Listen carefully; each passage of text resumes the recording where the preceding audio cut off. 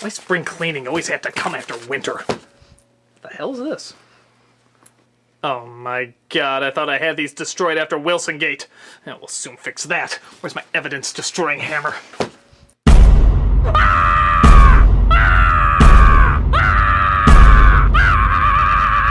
Hey, I'm Carrot Juice. Don't be upset. Today's the greatest day ever. In fact, let's give each other gifts. Yoink! Hi! Doodles! Get back here, you evil Nesquik buddy! Wow!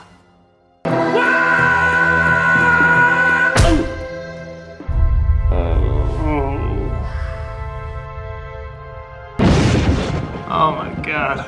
A maid cafe at the Addams Family. Hello, my name is Malice. Are you quite alright? Yeah, fine. I was just looking for A black rabbit? Yeah. Carrying a hard drive? Yeah! And you escaped from the American McGee Institute, hoping that if you bring him back, it'll prove to the world that you're not a psychotic maniac? That's a hard no, but 2 out of 3 ain't bad. So, have you seen him? Oh, yeah, that way. Ooh-hi-hee! Oh, what the hell's going on here? Here, drink this. It'll make your tolerance for overused cliches 10 times smaller. What the hell are you talking about? Oh, forget it.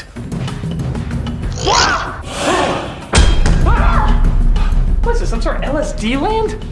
You're not too far off, actually. It's Burton Land.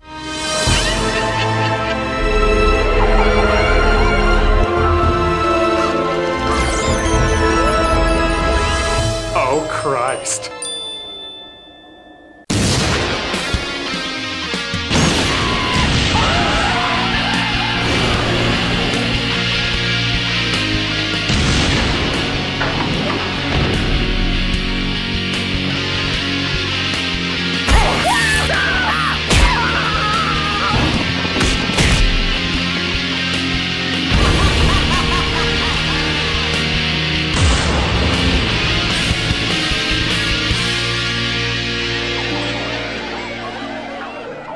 My god, look at this place. Like a coloring book if the only crayon available was gray. Oh, come now, it's not all that bad. At least it's creative. Yeah, the first million times, sure, but the million then just as bad as when he took over Disney's Alice in Wonderland. Oh, but I love that cartoon. No, not that one. I hate the fact I have to make that distinction now. No, I'm talking about Disney's Tim Burton's Alice in Wonderland.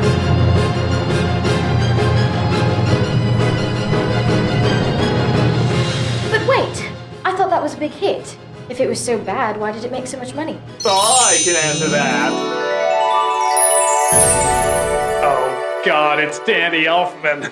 What's the matter, critic? I thought you enjoyed my musical composition. Yeah, for the first 10 years, now all your stuff sounds like the filler music you skip on soundtracks. Oh, but critic, don't you know that kind of repetition is what makes Burtonland so popular? It's Tim Burton, the spirals everywhere. It's Tim, let's get you fucked up hair. It's Tim, where everything is style over substance, but it looks good, so who cares? It's Tim! It's Tim Burton, all angles are askew. It's Tim, with foggy lenses too. It's Tim, where all supporting characters are kings holding the movies on the wings, and all the leads are about as interesting as glue. It's Tim! This world of such uniqueness has been done a million times. A dark and gloomy outlet for suburbanites to whine. And though it's saying little, hipsters think it's saying more. It's selling much more whiteness than a rich albino whore. Remakes, reboots, they're making us a ton of loot. And anything that's new is rare. And yes, the style's showing wear and tear, but all the profit's clearly there. And will it get old? We don't care. Try something different, we don't dare. Cause our supplies of dark and dyes are making millions by the share. Tim Burton! Very good. We're looking for the Black Rabbit. If you And don't now, the rendition with the whimsical choir that can only sing in vowels. I beg pardon, but this doesn't help us.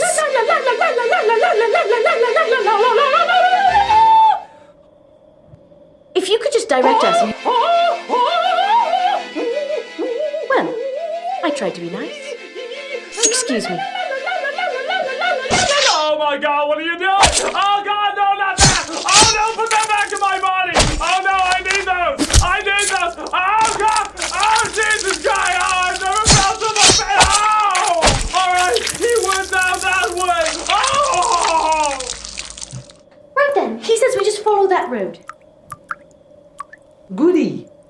You go in front of me while I start the review. Very good. He seems so nice. We see a young Alice being awoken by nightmares as her father tries to put her asleep while discussing trading and business. I see strange creatures. What kind of creatures? There's a dodo bird, a rabbit in a waistcoat. You're mad. Bonkers. Off your head. I think this calls for a good bleeding. That's what solves every problem in this time period. But I'll tell you a secret. All the best people are. So father's so perfect he surely has to die soon after Alice's 19th birthday. This leaves her with a mother who's certainly a product of the times, who is not willing to accept Alice because, of course, she's ahead of her time, and doesn't realize that the ahead of the times cliche has been done so many times that actually makes it behind the times. Where's your corset? I'm against them. But you're not properly dressed. Who's to say what is proper? What if it was agreed that proper was wearing a codfish on your head? Would you wear it? To me, a corset is like a codfish. And now it's time for tired oppression cliches for tired, free-spirited whippersnappers. And no stockings. Woo! Most unorthodox. I was wondering what it would be like to fly. Oh, how uncivilized. My father said he sometimes believed in 6 impossible things before breakfast. Oh, heavens to Betsy.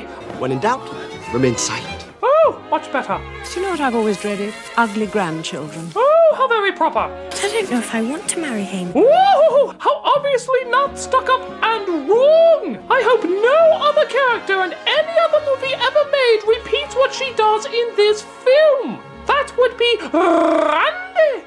Hamish, do you ever tire of quadrille? On the contrary, I find it invigorating. Yeah, bad screenwriting 101, guys. A good writer focuses on what a character is, not what a character isn't. We know that Alice isn't following the norm, isn't as submissive as her peers, and isn't going to be told what to do. Well, okay, that's all fine and good, but what is she then? Blander than bread? I can see you're very close. Look, you won't mention this to your sister, will you? I don't know. I'm confused. Are you sure she's not a product of the emotionless Victorian era? The gardeners have planted white roses when I specifically asked for red. You could always paint the roses red. And of course, as it goes, all the things that Alice will come across inevitably will work their way into her fantasy world as well. Like the owner complaining about the white roses, talking to Tweedle Kinda and Tweedle Sorta. And of course, what seems like an insane society needing to be challenged. Will you be my wife? But this is happening so quickly, So she turns down the proposal of one of the lesser Weasleys, mostly because she sees the white rabbit? Wait a minute. So, they're clearly establishing that none of this is a dream and that it's all reality?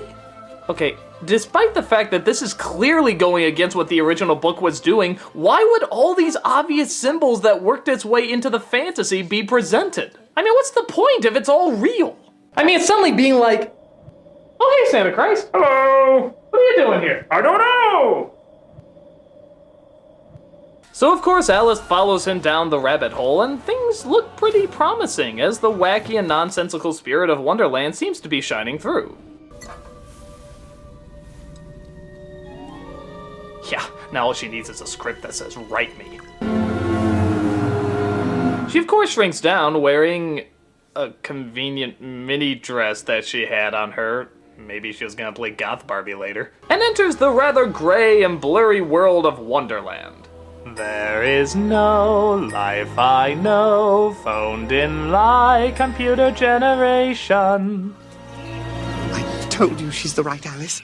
I am not convinced. Oh, I'm sorry. Eek, or emotional reaction, or I don't know, I guess I'm sticking with nothing.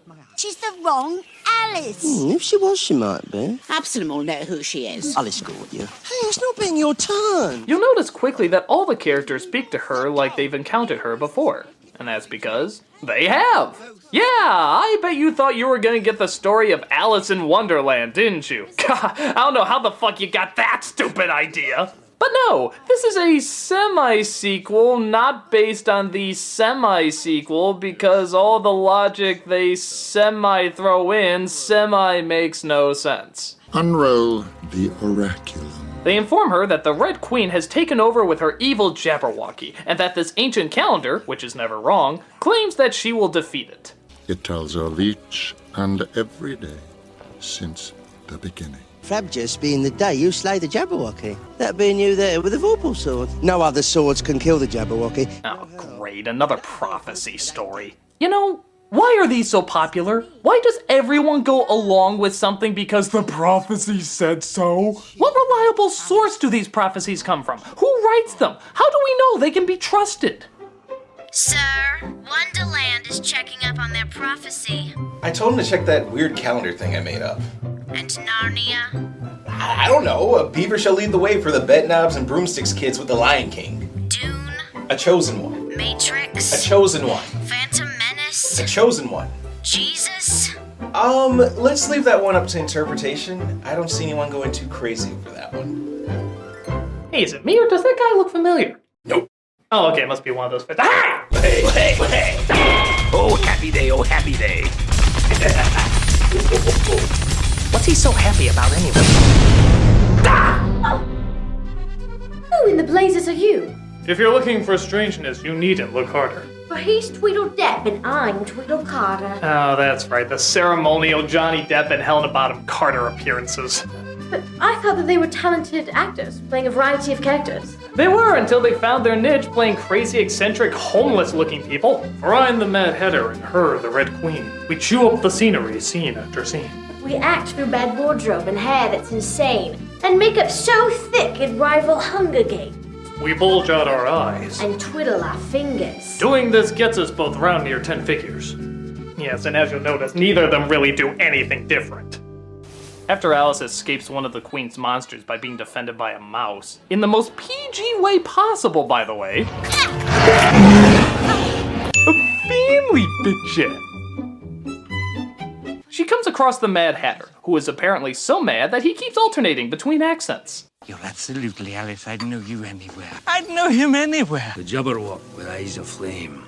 Jaws that bite and claws that catch. Investigating things that begin with the letter M. Of course, but now you're back, you see. And we need to get on to the Frabjous Day. You have any idea what the Red Queen has done? You've lost your muchness. Juggling, slurking your fault. Barlow, Of course, his not very lunacy is only offset by Helena Bottom Carter's not very lunacy, as she plays the Red Queen. And actually, at first, it almost kind of works. Because in the beginning, she seems to get upset over stupid, silly things. Like who ate her tarts.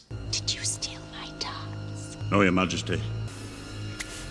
Squimberry juice. I was so hungry! Open his head! That's in keeping with the nonsensical spirit of the book.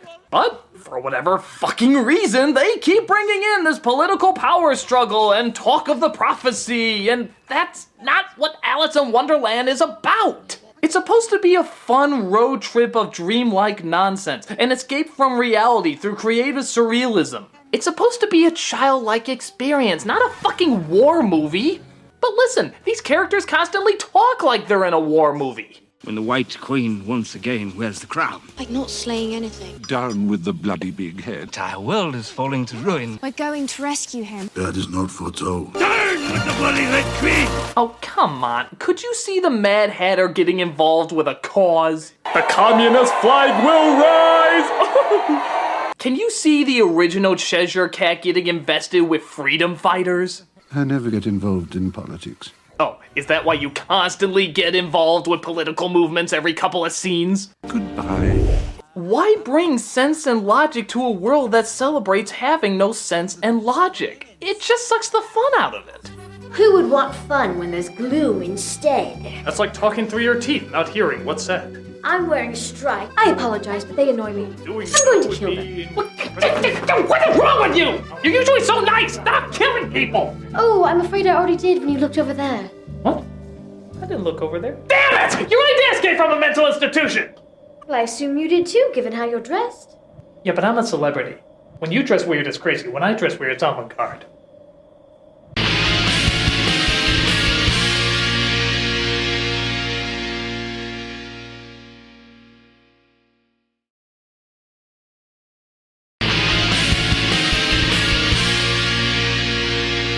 So the Hatter lets Alice know that Wonderland used to be ruled by the White Queen, played by Anne Hathaway, until the Red Queen summoned her Jabberwocky to destroy everything.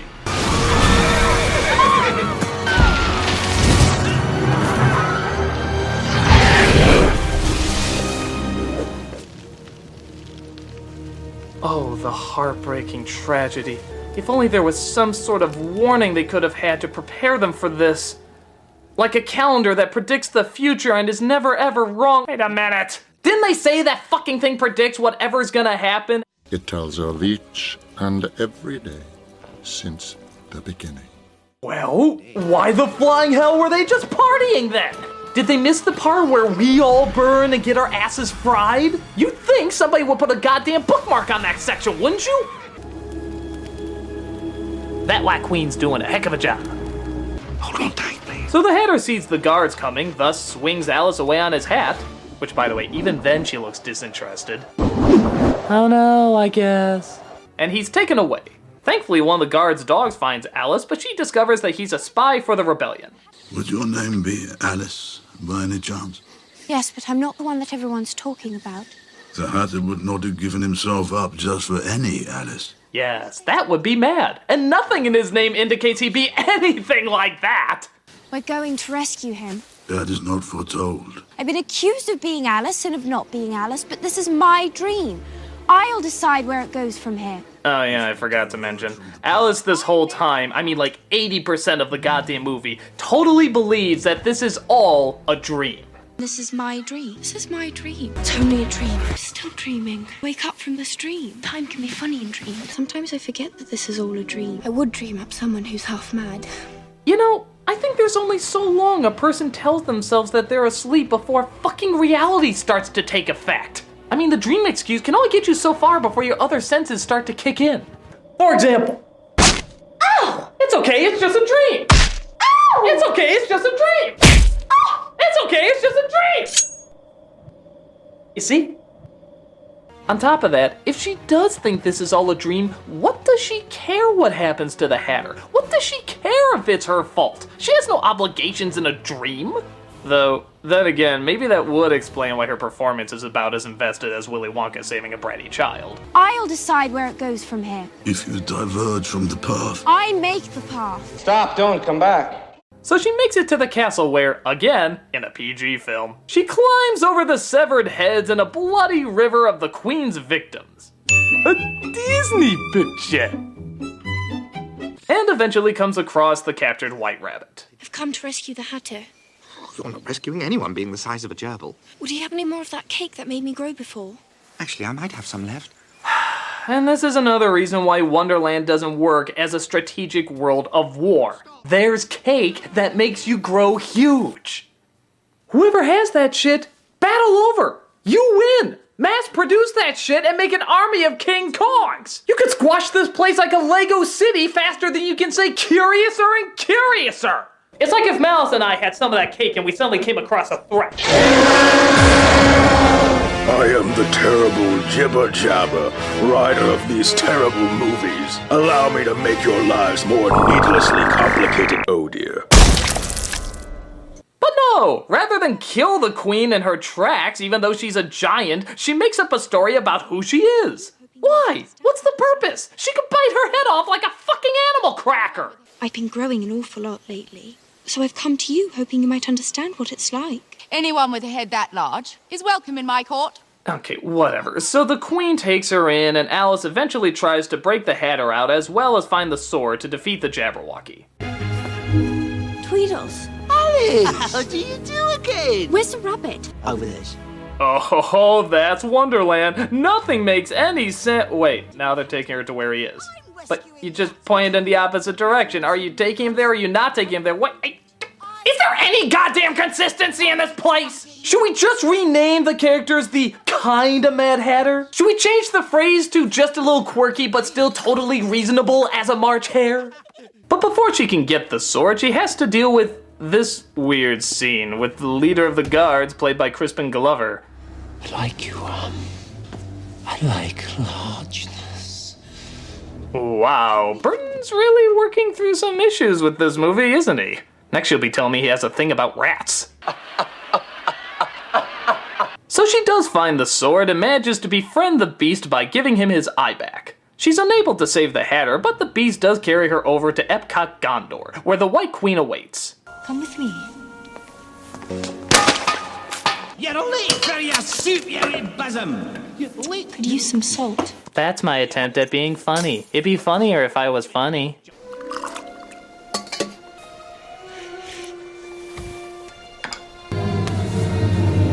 Wait a minute, they're shrinking her down?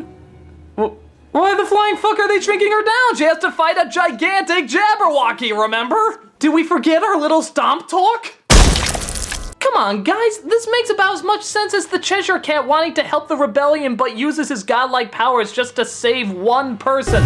Good morning, everyone. Oh, come on! He could turn into Godzilla and squash the place if he wanted! There's a bajillion things he could have done here! He could win this war in a blink of a goddamn eye! But hey, like he said... I never get involved in politics. Only when bad writing dictates so. Goodbye. So the Mad Hatter is saved, but they still had to figure out how Alice is going to defeat the Jabberwocky on the day of battle. Which, of course, shouldn't matter, seeing how even now she still thinks this is all a dream. Thank God this plot thread has a running time past 5 seconds of tolerance. Still believe this is a dream, do you? Of course. This has all come from my own mind. Okay, honey, no offense, but you're way too boring to think up anything as creative as this. I think the most your mind could dream up is a paperclip on a rice cake. That's how exciting your imagination gets. And yet, in a confusing scene, even though they all know it has to be Alice, they ask who'll stand up and fight for the White Queen. Who will step forth to be champion for the White Queen? That would be I. No. Me. I'll do it. You have very poor evaporating skills. I should be the one. Oh, that's very big of you, seeing how you never get involved in politics. Ghost Dad has more consistency than you. But then they remind themselves of what they already know. Alice has to do it. The choice must be yours. Because when you step out to face that creature,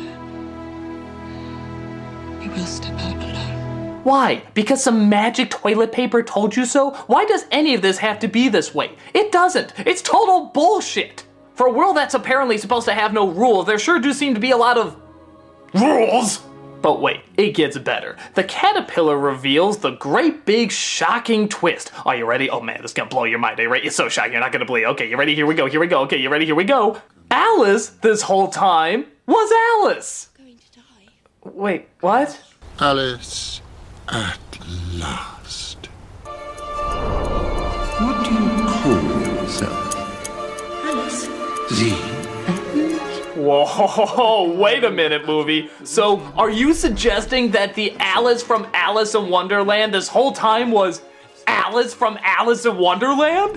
Whoa, I mean, fucking whoa, this movie is pushing the envelope of cinematic twists. I mean, who could have seen that coming? Next you'll be telling me that Clark Kent all this time was Clark Kent. Man, this movie knows how to keep you on your fucking toes. It wasn't a dream at all. It was a memory. This place is real. So are you, and so is the Hatter. Ding, ding, ding! What do we have for her, Johnny? You were just as dim-witted the first time you were here. You called it Wonderland, as I recall. Wait a minute, what was that line? You were just as dim-witted the first time you were here. You called it Wonderland, as I recall. Well, if it's not called Wonderland, what is it called? Crimes against Underland. Underland. Underland. So let me get this straight. In Alice in Wonderland, the story based on the Lewis Carroll novel, Alice is not a girl, she's a woman. She's not in Wonderland, she's returning to Wonderland. And Wonderland itself, in fact, isn't Wonderland at all, it's called Underland. Underland? That sounds like a made-up world in a Fruit of the Loom commercial. I'm sorry, how the flying fuck am I supposed to take an adaptation seriously when you can't even get one word, one fucking word of the goddamn title right? I'm gonna say it. No, critic. No, I'm gonna say it. Critic, I'm sorry, no, don't hold me back, don't hold me back. I'm gonna say it, no, I'm gonna say it, I'm saying it. It's pushed me to this, I'm sorry, it pushed me to this. Care Bears in Wonderland is a better adaptation than this. Yeah, come on, I said it. Who wants them? Come on.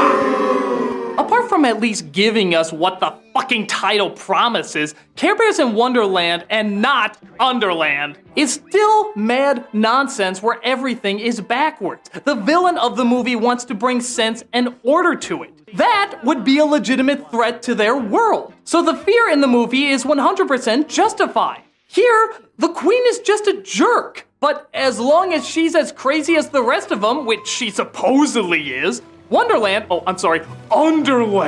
shouldn't care. Because unless you missed what was constantly hammered in both the story, the book, every interpretation ever made, they're mad. They're all fucking mad. So what should they care about any of this bull crap? And don't get me wrong, Care Bears is an awful movie.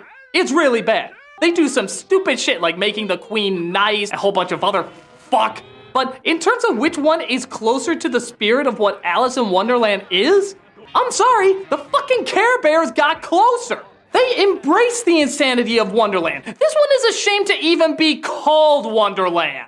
Fuck that shit. What? Speaking of things we're ashamed of. Hey, hoo-ha-hoo-hee! There he is! Let's go get him! Ah! Oh, man. I am the great and powerful Tim. Oh, God damn it, Burton, you're not even ripping off the right source material. You're destroying the Wizard of Oz. You don't need to do that. Sam Raimi already did that. Critic, why do you hate my work so much? I'm just trying to bring something creative and new. Then bring us something creative and new, not trying to destroy what was already fine with your tired cliches. I mean, look at this climax. I think the only reason you allow these adaptations to be so war-hungry is because you like getting shots of armies lining up. Seriously, look at all these movies that you've used them in. You're like obsessed with them.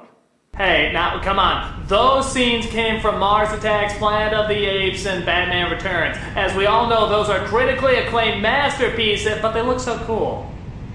We see Alice dressed up as Joan of Meh, and they have their dumbass little battle. We meet on the battlefield once again. That's enough chatter. I'm the wild, eccentric one where I come from. And again, in our PG film, we get a rather gruesome decapitation of our fearsome Jabberwocky. Off with your head! A fiend leaping. Oh my god! Oh, that's disgusting! Oh no! Oh my god! Oh! Bring the kitty.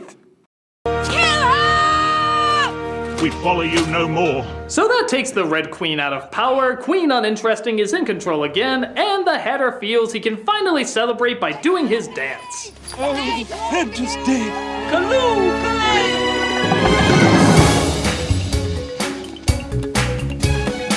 Oh, wait a minute. Is Underland getting jiggy? I think it is. Boy, he ain't no paper man. He really swings out with a mess of jive. Oh my god, I haven't seen anything this crunk since I saw Vanilla Ice crack into the tune of Macaroni and Cheese. Oh, Hatter, you be dope. Okay, are you sure you didn't escape from a mental institution? So Alice goes back home, apparently wiser and somehow even blander. Sorry, Hamish. I can't marry you. I love you, Margaret, but this is my life. You're lucky to have my sister for your wife, Lowell. That is no prince, Aunt Imogen. You need to talk to someone about these delusions. Don't worry, Mother. I'll find something useful to do with my life. And you wanted a brain. What you don't have is a diploma. You and I have business to discuss. Shall we speak in the study? Oh, and one more thing. My god! Her boring personality is in direct conflict with our boring personalities! Most unorthodox! So she uses her newfound expertise in sword fighting and monster slaying into the trading business, which this movie never mentions she has any knowledge of to begin with. It's vast, the culture is rich, and we have a foothold in Hong Kong. So she sails the Wonder, oh, don't you mean Under, where she sets to start her brand new life. Hello, Absalom. Really? That's our big closer? I've seen more thrilling conclusions out of Berenstain Bears. So, critic, what do you think of my blockbuster masterpiece? I'm sorry, I know a lot of people really enjoy this movie, but I just think it's awful! What should have been a match made in heaven turned into a needlessly complicated storyline from a seemingly simple source material. How can a movie based on a pointless book be even more pointless by trying to give it a point? On top of that, the film thinks that the more evil it can make the villains, the more interested we'll be in our heroes, rather than just writing the heroes interestingly. You can make it dark, you can make it intense, but unless you have a coherent story and characters that have a little bit more charm than snake vomit, it doesn't amount to anything. Sometimes the visuals are nice and once in a while it brings out a little bit of the zaniness from the book, but most of it misses the spirit, the charm, and yes, even the wonder that made Alice in Wonderland so great. I bet even Malice could do a more Tim Burton style Alice in Wonderland sequel than Tim Burton could. Come on, y'all knew we were going there. But, critic, I thought you liked my work. I did when you did original stuff. Beetlejuice, Edward Scissorhands, The Nightmare Before Christmas, those were all great. But now all you do is terrible remakes. Well, that's all part of being an artist, critic. I mean, some ideas hit bullseyes and others are dead on arrival. But you just keep trying. Not if you keep living in another person's shadow. I mean, no good can ever come of that. I think this video begs to differ. What? No! Please don't hurt me. What is a creepy girl of indiscernible age? Some home movies of the critic's room when he was young. Please don't.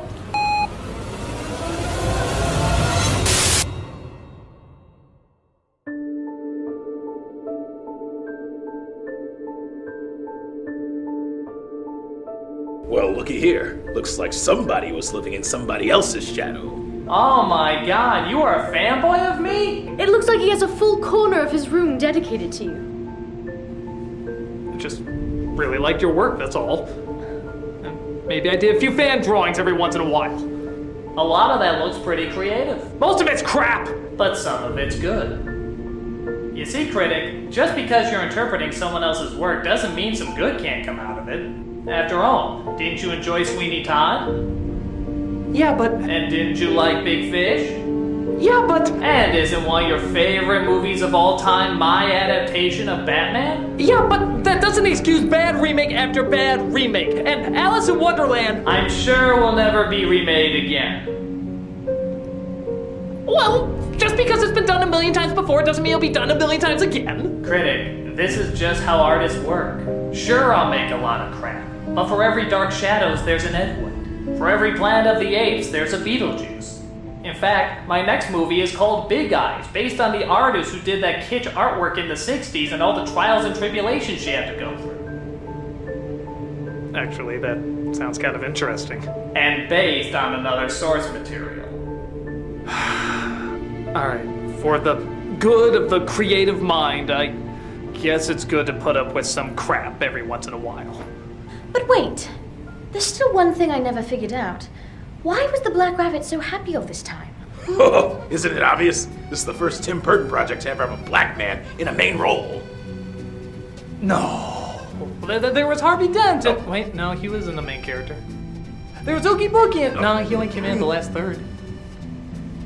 Oh my god, you're right! See?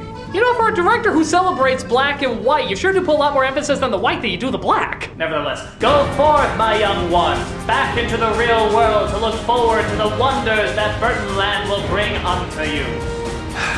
I will, Mr. Burton. I know you won't let me down. I'm sure I won't either. Tim Burton's eagerly anticipated Big Eyes has been canceled. Replaced with his latest cinematic creation, Adventure Time, starring Johnny Depp and Helena Bonham Carter. I completely forgot whatever lesson I was supposed to learn.